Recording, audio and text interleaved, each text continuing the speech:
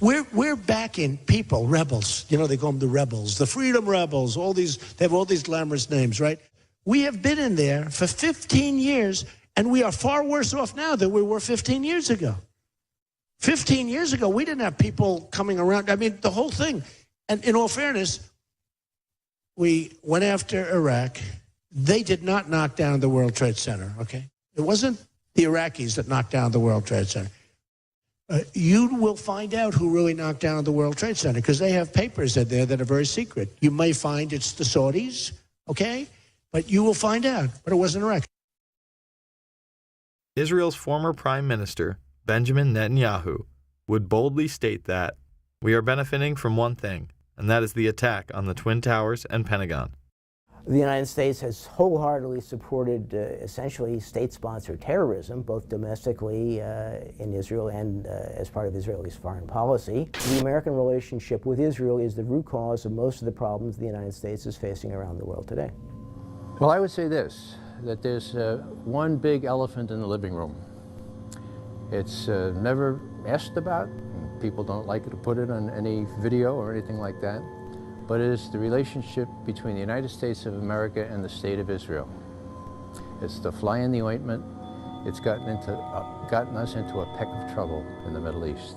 It is my honor to introduce the front runner for the Republican presidential nomination, a captain of industry, investor, author, public personality, a mensch with a lot of chutzpah. Ladies and gentlemen, Donald Trump.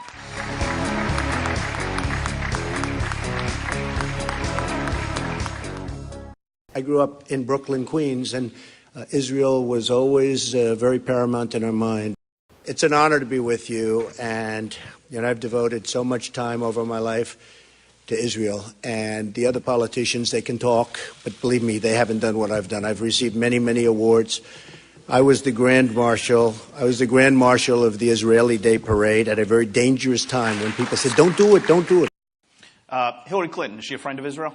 Whether she is or not, she doesn't have the strength or the energy to help Israel. I'm telling you, she doesn't. Israel needs more than just our support. They need strength. They need real power behind that.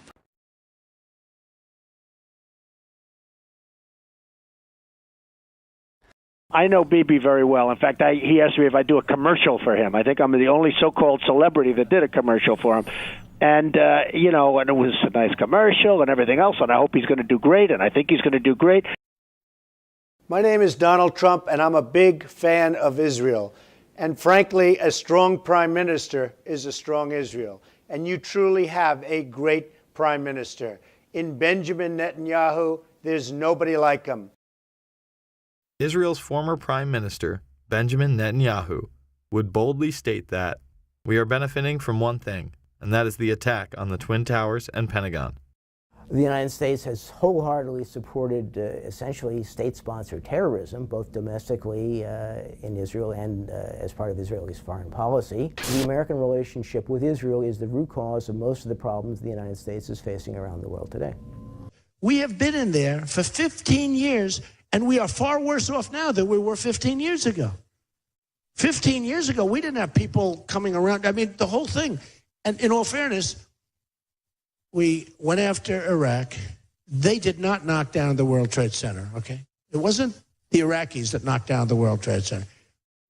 You will find out who really knocked down the World Trade Center because they have papers in there that are very secret. You may find it's the Saudis, okay?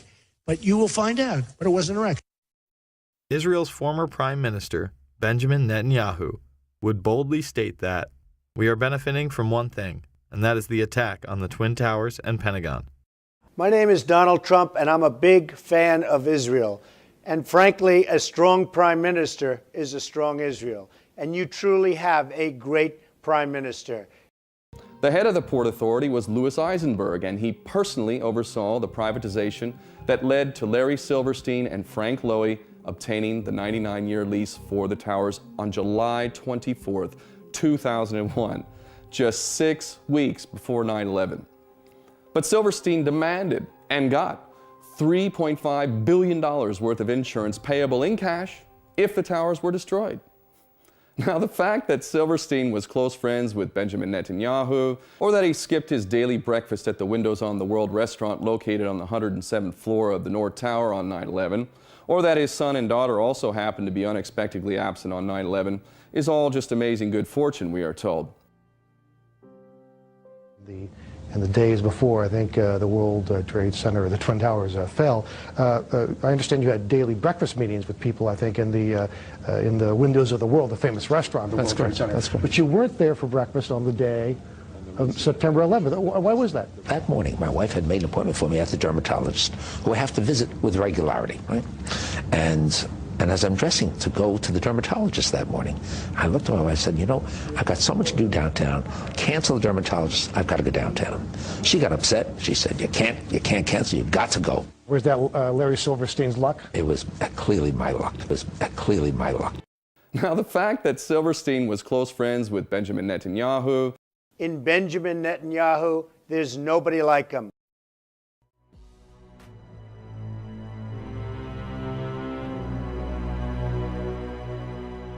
It was widely reported that men had been celebrating the attack after recording the first plane strike. They were not Al-Qaeda, but they were detained. I grabbed my binoculars and I could see the towers from my window. And this is where I'm looking. And all of a sudden, down there, I see this van park. And I see 3 guys on top of the van. And I could see that they were like happy. You know, they didn't look shocked to me. You know, they didn't look shocked. There was a group of Israelis, some of whom later were revealed as Mossad assets, who were arrested after cheering and high-fiving and videotaping the crash of the airplanes into the World Trade Towers. Several other men were detained after a van full of explosives was stopped outside of Manhattan. Earlier, we had heard that an FBI spokesperson said that there was a report on the George Washington Bridge, which is another facility which you folks are responsible for policing, a report that there had been a van stopped there that had explosives. Asked this week about another sprawling investigation and the detention of 60 Israelis since September 11th, the Bush administration treated the questions like hot potatoes. I would just refer you to the Department of Justice with it. I'm not familiar with the report. I'm aware that some Israeli citizens have been detained. With respect to why they are being detained and the other aspects of your question, whether it's because they are in intelligence services or what they were doing, I will defer to the Department of Justice and the FBI to answer that. On March 6, 2002, a draft report from the DEA said it may well be an organized intelligence gathering activity. Despite all of this, all the Israelis were let go without any espionage charges being filed. Fox News anchors Brit Hume and Carl Cameron would do a 4-part investigation into these allegations in December of 2001 and yield stunning results. It has been more than 16 years since a civilian working for the Navy was charged with passing secrets to Israel. Jonathan Pollard pled guilty to conspiracy to commit espionage and is serving a life sentence. At first, Israeli leaders claimed Pollard was part of a rogue operation, but later took responsibility for his work. Now, Fox News has learned some U.S. investigators believe that there are Israelis again very much engaged in spying in and on the U.S. Since September 11th, more than 60 Israelis have been arrested or detained, either under the new Patriot anti-terrorism law or for immigration violations. A handful of active Israeli military were among those detained, according to investigators, who say some of the detainees also failed polygraph questions when asked about alleged surveillance activities against and in the United States. Investigators suspect that the Israelis may have gathered intelligence about the attacks in advance and not shared it. A highly placed investigator said there are, quote, tie-ins, but when asked for details, he flatly refused to describe them, saying, quote, evidence linking these Israelis to 9/11 is classified. I cannot tell you about evidence that has been gathered. It's classified information. Now, when the FBI investigated, it quickly unraveled to be the largest foreign spy ring ever uncovered inside the United States, the largest. Even the Soviet Union had not been spying on the United States as much as Israel has been doing. So the FBI started to round up these spies. They started to arrest them very quietly, and they were about halfway through this process of rounding up this spy ring when 9/11 happened. Numerous classified documents obtained by Fox News indicate that even prior to September 11th, as many as 140 other Israelis had been detained or arrested in a secretive and sprawling investigation into suspected espionage by Israelis in the United States. Investigators from numerous government agencies are part of a working group that's been compiling evidence since the mid-90s. These documents detail hundreds of incidents in cities and towns across the country that investigators say, quote, may well be an organized intelligence gathering activity. The first part of the investigation focuses on Israelis who say they are art students from the University of Jerusalem and Bezalel Academy. Documents say they, quote, targeted and penetrated military bases, the DEA, FBI, and dozens of other government facilities, and even secret offices and unlisted private homes of law enforcement and intelligence personnel. The majority of those questioned, quote, stated they served in military intelligence, electronic surveillance intercept, and/or explosive ordnance units. Why would Israelis spy in and on the U.S.? A General Accounting Office investigation referred to Israel as Country A and said, quote, according to a U.S. intelligence agency, the government of Country A conducts the most aggressive espionage operation against the U.S. of any U.S. ally. The document concludes, quote, Israel possesses the resources and technical capability to achieve its collection objectives. What about this question of advanced knowledge of what was going to happen on 9/11? How clear are investigators that some Israeli agents may have known something? Well, it's very explosive information, obviously, and there's a great deal of evidence that they say they have collected, none of it necessarily conclusive. It's more when they put it all together. A bigger question, they say, is how could they not have known? Almost a direct quote, Brett. It is now apparent that this intelligence ring was inside the U.S., had prior knowledge of 9/11, and had a classified role in 9/11, which officials refused to discuss. It was also able to penetrate U.S. intelligence agencies and secret offices, yet all were released. The men who were detained due to the report they were taping the first plane crash and then celebrating and joking about it actually went on television and admitted it was their job to record the attack.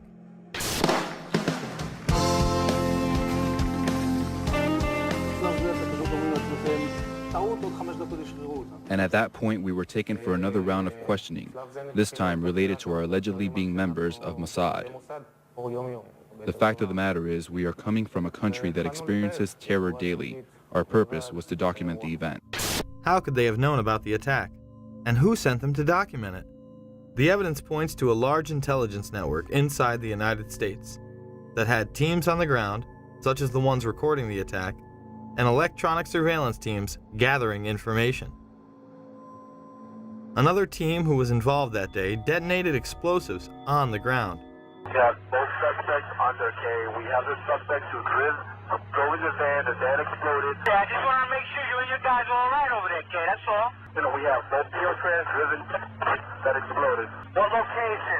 King Street between 6 and 7.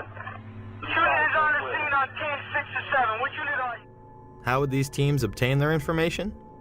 The investigation on our side basically tracked back to two companies. The first one was called Amdocs. This is an Israeli-owned company which does the billing for 90% of the telephone companies inside the United States. Fox News has learned that some American terrorism investigators fear certain suspects in the September 11th attacks may have managed to stay ahead of them by knowing who and when investigators are calling on the telephone.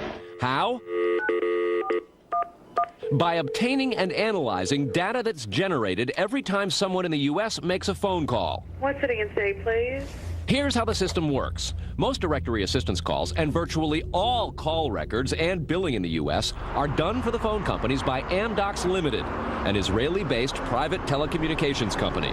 Amdocs has contracts with the 25 biggest phone companies in America and more worldwide. It is virtually impossible to make a call on normal phones without generating an Amdocs record of it. In recent years, the FBI and other government agencies have investigated Amdocs more than once. Sources tell Fox News that in 1999, the super-secret National Security Agency, headquartered in northern Maryland, issued what's called a top-secret, sensitive, compartmentalized information report, TSSCI, warning that records of calls in the United States were getting into foreign hands, in Israel in particular. Fox News has learned that the NSA has held numerous classified conferences to warn the FBI and CIA how Amdocs records could be used. So if you know the name of a police officer, or even if you know the name just of an informant, you can follow that network of who's talking to who and basically determine that whole association of names and contacts that represent that unit of operation. Fox News has documents of a 1997 drug trafficking case in Los Angeles in which telephone information, the types that Amdocs collects, was used to, quote, completely compromise the communications of the FBI, the Secret Service, the DEA, and the LAPD. Amdocs would not be the only company with ties to the Israeli government. Israel was also gathering information from a separate business, Comverse Infosys, who was also listening in. This company, inside the United States, installs and maintains the phone tapping equipment that law enforcement and the government use to eavesdrop on your phone calls. The company is Comverse Infosys, a subsidiary of an Israeli-run private telecommunications firm with offices throughout the U.S. It provides wiretapping equipment for law enforcement. Here's how wiretapping works in the U.S.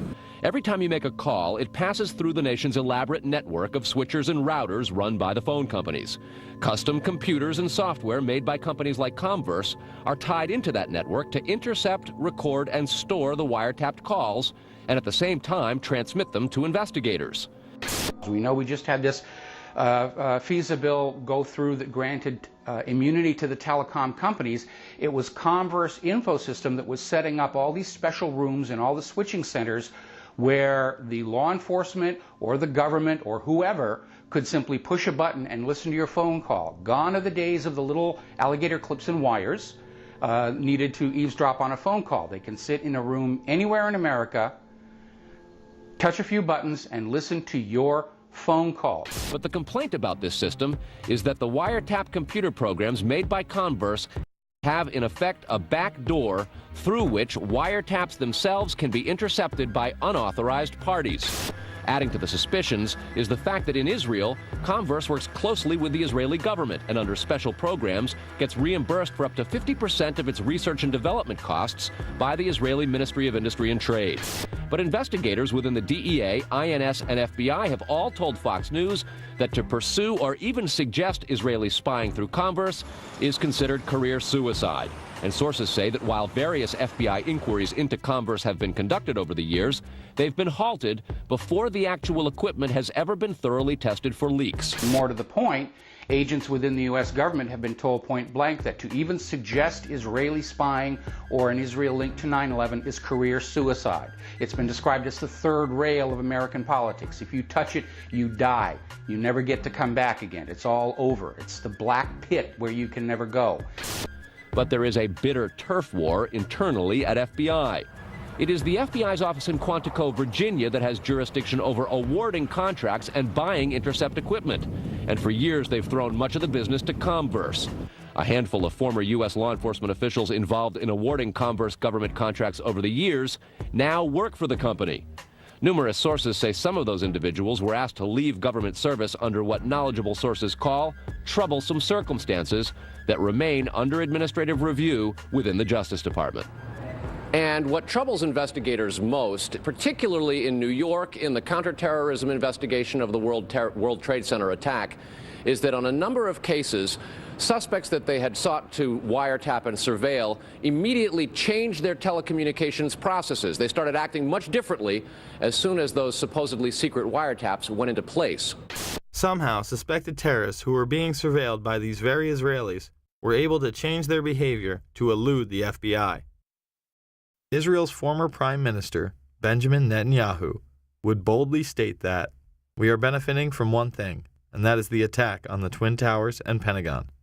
The United States has wholeheartedly supported essentially state-sponsored terrorism, both domestically in Israel and as part of Israel's foreign policy. The American relationship with Israel is the root cause of most of the problems the United States is facing around the world today. Well, I would say this, that there's one big elephant in the living room. It's never asked about.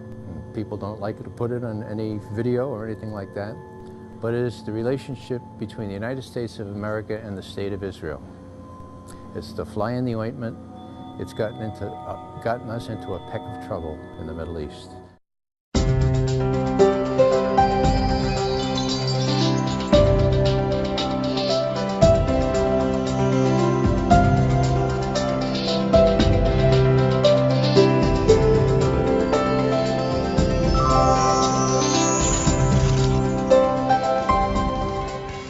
Hello and welcome to The Autograph with me, Susan Madaris. We are coming to you from New York City, and my guest this week is Dr. Alan Sabrosky.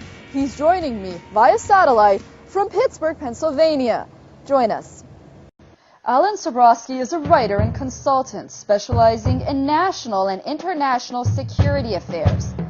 In December 1988, he received the Superior Civilian Service Award after more than 5 years of service at the U.S. Army War College as Director of Studies, Strategic Studies Institute, and holder of the General of the Army Douglas MacArthur Chair of Research.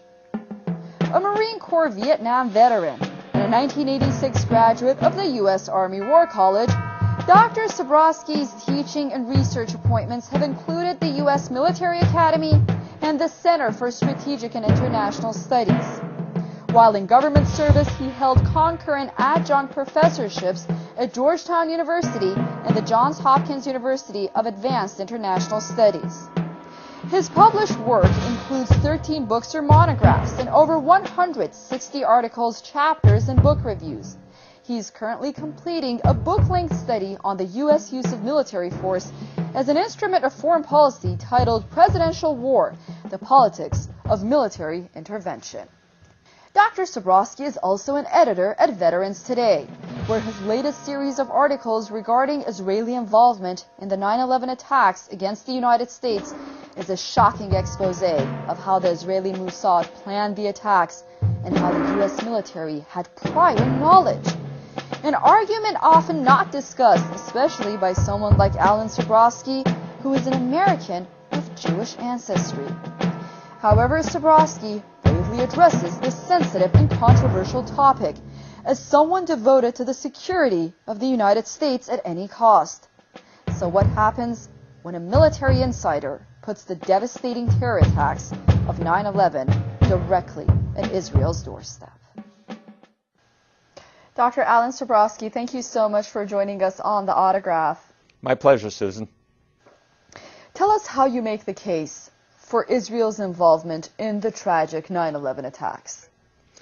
There were several different ways of doing it, Susan, and this may be a little bit more background than some of your people need, but I began to have suspicions about what had happened on 9/11 about 2 weeks after the attacks. There were several discontinuities that made no sense to me whatsoever. The behavior on the part of some of the named terrorists, these 19 Arabs on 4 planes, running around flying schools like loose cannon, not having the pilot skills to fly the aircraft, no recognition for what they had done afterwards in their own area, their own community. And it struck me that for many reasons, none of the arguments that were being given for what they did made any sense. But I then immediately forgot about it until about 2 years ago. And then I came across a video which I found to be extremely disturbing. That video was an interview with a Dutch demolitions expert named Danny Jowenko.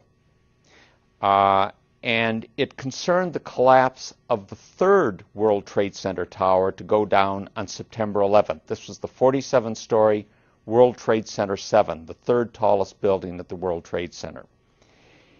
Jowenko had never heard of it. Neither had I. And when you looked at the building, you saw that there was effectively no damage to any face of the building. It had not been hit by a plane. It had not been taken major trauma from debris, and it went straight down into its own footprint in about 7 seconds in what was visibly a controlled demolition. You know, and it was pretty clear that whatever those 19 named Arabs on 4 planes, 2 of them at the World Trade Center, had or had not done, they could not have had any possible effect on that 3rd building going down. Shortly after that, I came across, partly out of my own curiosity, which this definitely aroused, and a very extensive video, both of which I've cited, by the way, in some of my recent articles, which were taken on 9/11 itself from what became Ground Zero, the base of World Trade Center 1 and 2, the Twin Towers, involving police, emergency services personnel, newspaper and television correspondents, and you can see and hear secondary explosions at the base of the World Trade Center buildings. Now, planes impacting at 800 to 1,000 feet above the ground are not going to cause secondary explosions at the ground floor. And this followed over into other reports, also there on September 11th, about vans in the area, white vans. In one case, a van was picked up by police and people arrested at the access to a major bridge. The van was filled with explosives, and the two people in it were Israelis. In Bergen, New Jersey, same day, a van with several people in it had set up cameras. Before the first plane hit, they were filming the Twin Towers, and they were celebrating. High fives. It was a good thing for them. Residents called police. Police arrested them. All 5 were Israelis.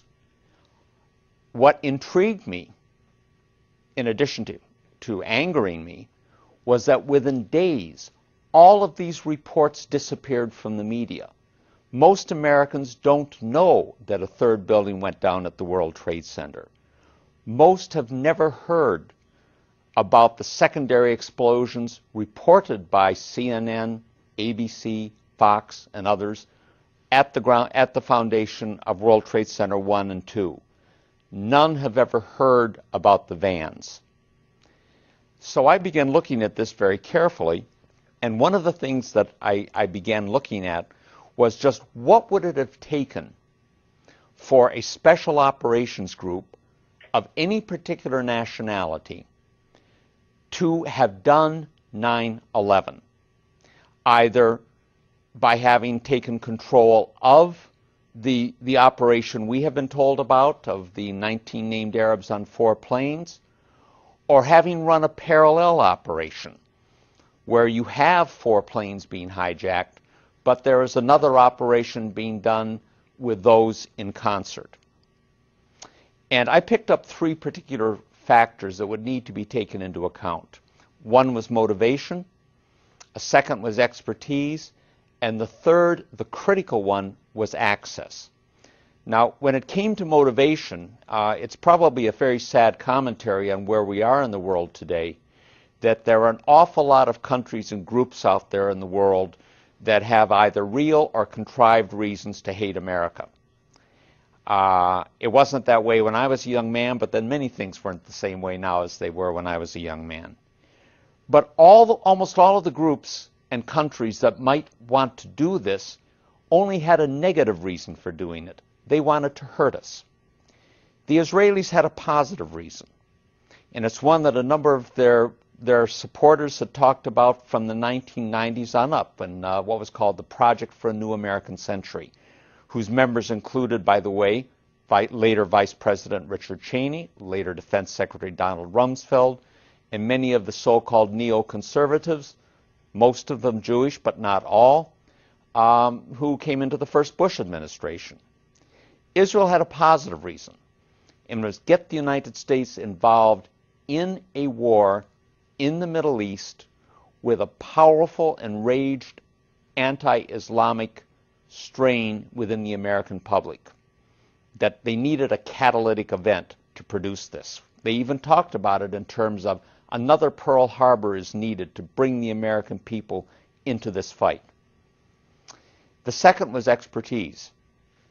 Lots of expertise out there. Bringing buildings down and controlled demolitions is something that almost any intelligence agency of any country in the world can do or can contract. There are many private agencies that do this. But one thing is absolutely clear. Neither those 19 named Arabs on the plane nor Al-Qaeda as an organization had the expertise, the technical expertise to do that. And there is one very clear proof of that. If Al-Qaeda and its affiliates had had the ability to wire even one building for a controlled demolition at the World Trade Center, much less all three of them, the so-called green zone in the heart of Baghdad would have been a pile of rubble. And it wasn't. But the last is access. The World Trade Center security was an Israeli-owned company. Security at all three of the airports from which the 4 aircraft on 9/11 departed, ICTS, was an Israeli security company. That security company, by the way, also had security at the airports in Paris and Amsterdam later, from which the so-called shoe and underwear bombers departed. The security company at the World Trade Center had 24/7 state-of-the-art electronic surveillance and foot patrols.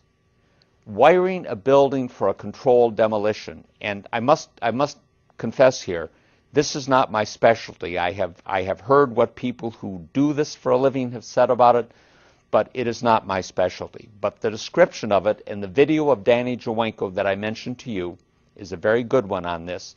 And he described it in which if you needed to do it in a few hours, you would need 30 to 40 people, fewer if you had more time, cutting open the walls, literally cutting open the walls, all the way around the building, implanting the explosives, running detonator cord and cable, wires to put them to a control system, coordinating all of this activity.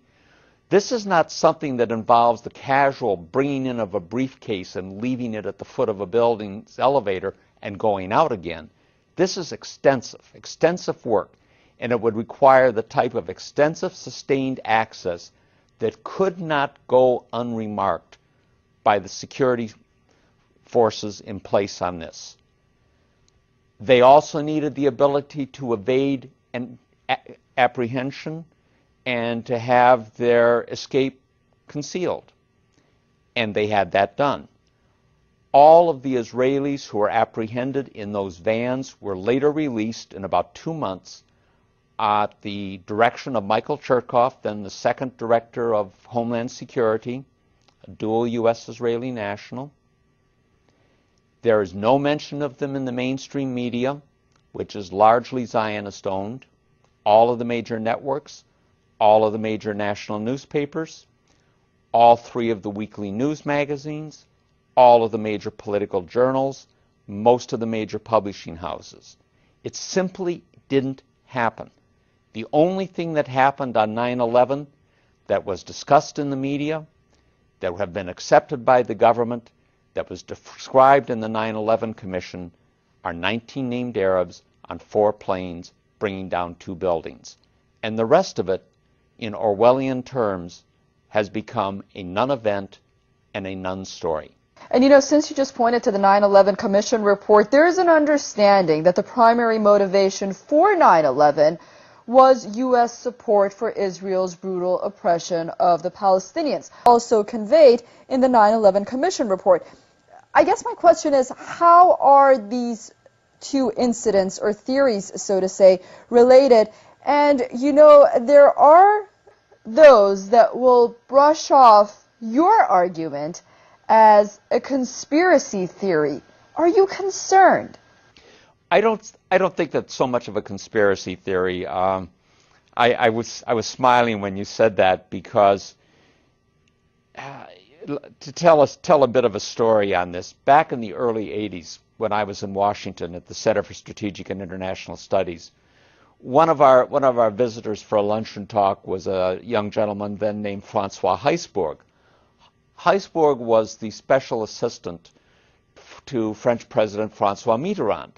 And I don't know how this subject came up, but he said, you know, Americans never see conspiracies anywhere.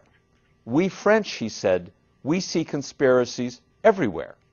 And both of us are wrong.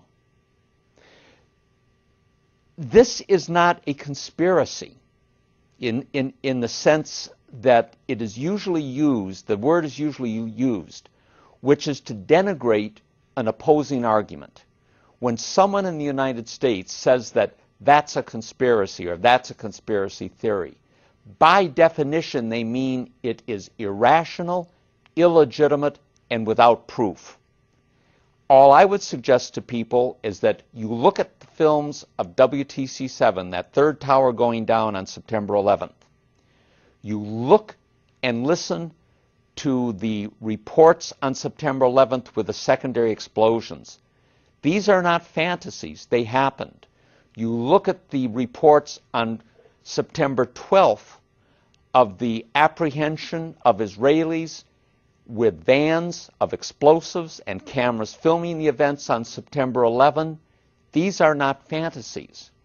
And you look at the people riddling the American government, all of the Middle East people in State Defense and the National Security Council, Deputy Secretary of Defense Paul Wolfowitz, Undersecretary of Defense for Policy Douglas Feith, who used to be a friend of mine, by the way, from Philadelphia. These people were all part of the neoconservative movement. Many of these people are dual U.S.-Israeli nationals. All of their primary allegiance is to Israel. In a recent article, Zubrowski explains why he is anti-Israeli. He notes, because of what it has done to the U.S. in the furtherance of its own goals. The USS Liberty incident and 9/11 obviously stand out. And because of the leverage it has acquired over the U.S. government and its policies through the machinations of the domestic Jewish community here. My concern is that I don't much care about other people or other countries. I don't hate anyone in particular. I don't like anyone in particular. I'm an American. My loyalty is strictly to the United States. And I don't care what my ethnicity is or what my ancestry is. My allegiance is that. And my concern is only whether something helps or hurts the United States. And I think anyone who's a citizen of any country can very properly have similar feelings toward their country. What I'm concerned about is what is done to hurt America. And it is very clear that over a period of the last 40-odd years, that the penetration of the American political process, the effective subordination of the Congress in particular to Israel, when an Israeli prime minister can get 29 standing ovations from a Congress that can't give that much support to one of their own presidents, no matter how outlandish the statements, you have something as close to a puppet agency as you're going to find. Our policy in the Middle East has for decades been manipulated increasingly in terms of what benefits Israel and not what benefits the United States, even when that policy is articulated and supported by individuals who are sworn officials of the United States government. And to me, when a sworn official of the United States government, whether or not that person has dual Israeli citizenship, manipulates American policy, contrives crises and tragedies like 9/11, contrives wars like Afghanistan and Iraq, and now tries to get us into a war with Iran, all in the service of Israel, spending American lives in that process, they commit high treason, and they need to be treated in that manner. In his article, Zionism Unmasked, The Dark Face of Jewish Nationalism, Zubrowski looks at the differences between Jewish nationalism, or Zionism, and that of other countries and cultures. He argues that, first of all, Zionism is a real witch's brew of xenophobia, racism, ultranationalism, and militarism that places it way outside of a mere nationalist context. Secondly, Zionism undermines civic loyalty. Thirdly, the enemy of normal nationalist movement is the occupying power, and perhaps its allies. And once independence is achieved, normal relations with the occupying power are truly the norm. But for Zionism, almost everyone out there is an actual or potential enemy. I continue our interview by asking him about his theory. Well, I think the first thing to note, and I want to be sure that this is emphasized, is that Jewish nationalism or Zionism is not Judaism. It has nothing to do with Judaism. Many of the Zionists are very secular Jews. They are not practicing Jews in a religious sense. The thing that's intriguing about Zionism, and I think I use the phrase that it's a real witch's brew of xenophobia, ultranationalism, and militarism, with a nice scrap of regional imperialism built into it. Most nationalism is not like that. Most nationalism is intended to be a unifying force, but it doesn't go to such an extreme level. A second element of it is that when you have competing nationalisms, it's very, very rare to find anything that involves the level of antipathy and hatred to the other side. Sabrowski believes that Americans should see where they stand now, what should be done, and where America must stand if it wishes to alter the world Zionism has contrived. While he paints a realistic picture of what the current situation is, he addresses why so many attempts to contain Zionism in the U.S. have failed throughout the years. You know, a good friend of the show, James Morris, who has contributed greatly not only to this show, The Autograph, but also in raising public awareness, notably on his website, AmericaHijacked.com. I remember him saying that he was a registered Republican for many years, but ultimately found it very hard as an American to relate to that party, or the Democratic Party for that matter, and became extremely frustrated, notably because of the government's support for AIPAC and similar organizations, and the United States support for Israel in general. Just recently, he was quoted as saying that he has become an independent. But I guess my question is, and my point is, that are we seeing more public awareness, more frustration inside the United States among Americans, because the ones that I talk to seem to be very, very upset, to say the least, and they seem to feel very strongly about this issue. I think many Americans are finding it difficult to relate to their government, but the idea that there's any kind of a mass movement there because of the relationship to Israel is simply not the case.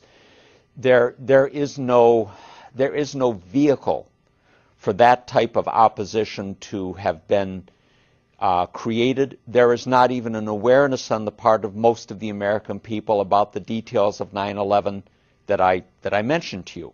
One of my last article was much more of a practical, how do we get the word out?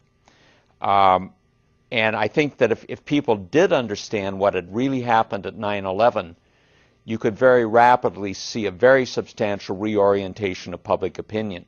Dr. Alan Sabrowski, thank you so much for those comments. So much more to talk about. Unfortunately, we are out of time. Hopefully, we will see you back on The Autograph next time here in New York City. Susan, thank you very much. I sincerely hope I too can meet you there, and I'm only sorry that the missed plane connections didn't make it possible last night. No worries. It was a pleasure to have you on. Thank you, Susan. You take care. All the best wishes to you. That's all the time we have for this edition of The Autograph here on Press TV. Thank you for staying with us and watching.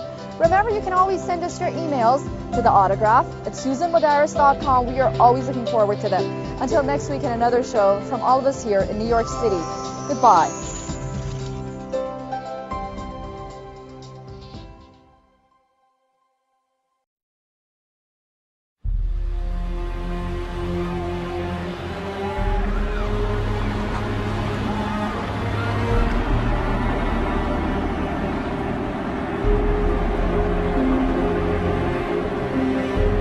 I don't want to be involved in conspiracy theories. There are lots of them. They can go on. We can speculate on that forever. What we really need to know is how those buildings came down. World Trade Center 7 collapsed because of fires fueled by office furnishings. It did not collapse from explosives or from fuel oil fires.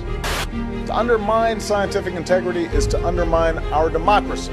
This is what NIST has done, denied and ignored crucial evidence. The American people absolutely need the truth of 9/11. More than 1,500 architects and engineers and 12,000 others, including many scientists, have signed the petition calling for a scientific investigation of the destruction of the Twin Towers and World Trade Center Building 7. The report, issued by the National Institute of Standards and Technology, referred to as NIST, was not valid science. They're talking about a single columnar collapse or failure that resulted in a total collapse of the building. Building number 7 descended in free fall for the first 100 feet, which means that there was absolutely no resistance to the descent whatsoever. So all of the columns really needed to be severed at the same time.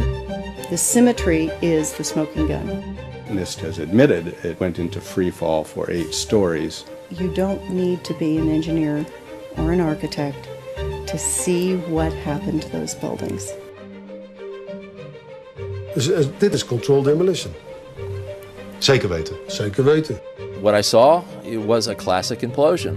The center of the core, the penthouse area, starts to move first, and then the building follows along with it. NIST excluded the document from FEMA in Appendix C that documented the evidence of melting steel. In an office fire, you cannot generate enough heat to melt steel. There were these iron microspheres present in all of the dust samples. They needed to have been formed in extremely high temperatures. All the characteristics of the microspheres, along with what I see in the attack of the beams that were actually found, tell me that thermite was involved in melting those steel beams. In the dust, what we have found is a modern version of thermite, which we call nanothermite. NIST concedes that they found no evidence for explosives. So then we asked them, well, did you look?